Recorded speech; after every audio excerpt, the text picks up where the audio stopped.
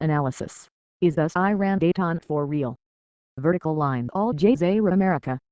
Dismiss. Caution icon attention. The browser or device you are using is out of date. It has known security flaws and a limited feature set. You will not see all the features of some websites. Please update your browser. A list of the most popular browsers can be found below. Mozilla Firefox, Internet Explorer, Google Chrome, Safari, Opera. Global header background image, URL/content/jam/images/ajam site header bg91013 at media minimum width 768 px and max width 959 px. Global header background image, URL/content/header/imageable.adapt.960 at media max width 767 px. Global header background image, URL/content/jam/mobile.adapt.753.medium.1389393,313.jpg. Display mobile navigation, display mobile search bar. News, video, shows, schedule, more shows, sections. U.S. International economy, technology, science, environment, health, education, culture, sports. Trending. Shutdown healthcare, labor, Washington, D.C. Search form. Analysis. Is thus Iran data for real? By D. Harvas. October 5, 2013, 2:50 a.m. After decades of bad blood, the US-Iran nuclear deal is pragmatic, and now possible topics. Thus Iran diplomacy. Barack Obama. Hassan Rouhani. Viewed comments. President Barack Obama speaks with President Hassan Rouhani of Iran during a phone call in the Oval Office, September 27, 2013 in Washington, D.C.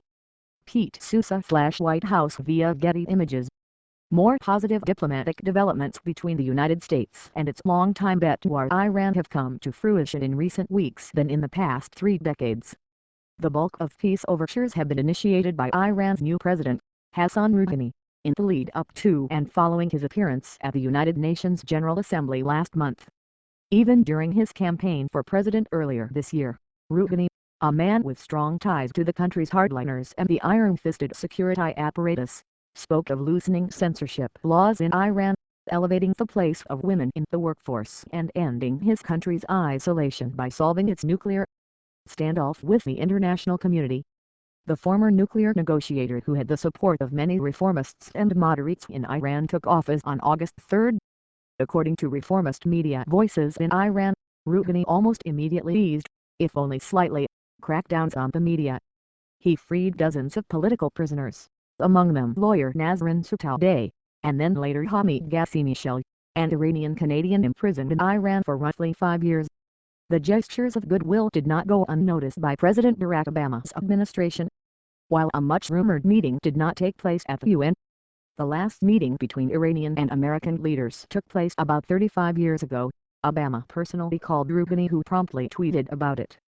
News of that historic phone call was heard through the Iranian community, affectionately termed when Hussein called Hassan, referring to Obama's middle name and Rouhani's first. But what does it all mean? And why now, after decades of acrimony made worse by suspicions that Iran's nuclear program is not intended for civilian purposes but for weapons development, and the rounds of crushing sanctions levied on the country in order to break its nuclear activities? Because, analysts say, for the first time in years the presidents of both nations have clear political goals in common. They each need a foreign policy win in the worst way. Closing the nuclear file. For nearly 20 years, Iran's nuclear program has been a sticking point with the West, with only the most minimal of headway being made at certain points.